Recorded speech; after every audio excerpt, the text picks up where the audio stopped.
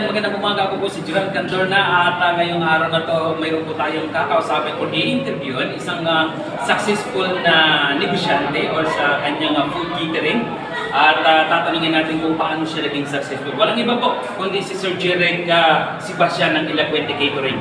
Sir Jerek, ayan. Sir Jerek, mayroon po akong itatanong sa iyo ngayon. Successful yung catering mo. Ang tanong ko po ngayon is, how to start food business? Medyo malawak kasi malawak yung katanungan na yun. I can only speak for myself. Yes.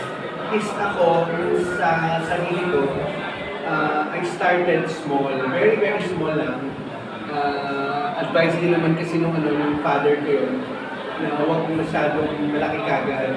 Para yung exposure ko, hindi ganun malaki yung capital.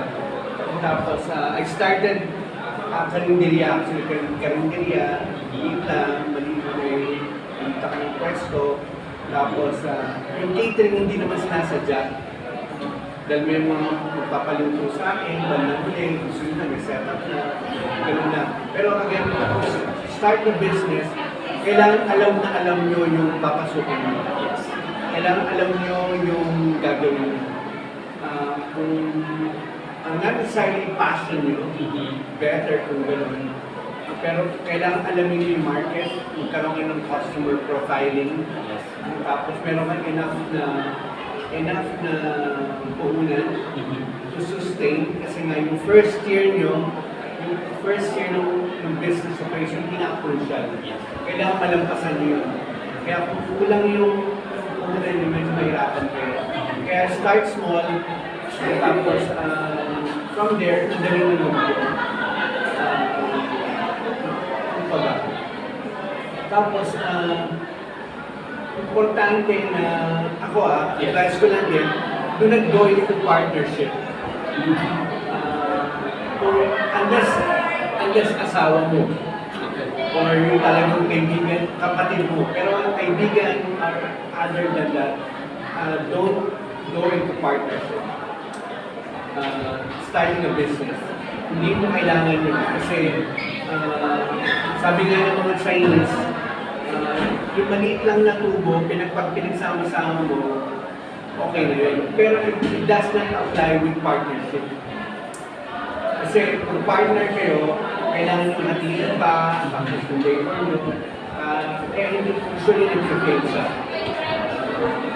Tapos, kung food business yun, kailangan very competitive kayo. Hindi kailangan sobrang bagsak ng presyo. I would suggest na tamang presyo lang, pero quality. Yes. Kaysa bagsak ng presyo pero walang quality. Yes. Make sure na dapat may kinikita tayo. Kasi kung walang kinikita tayo, hindi kayo So, although ang dami pa talaga, yes.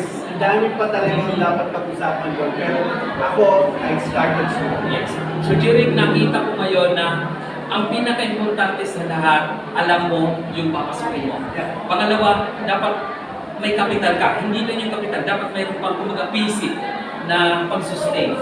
Pangatlo, Sir Jerek, na nakuha ko dito is yung dapat medyo hindi mahal, pero nandun yung lasa na gusto mong iparamdam sa mga customer.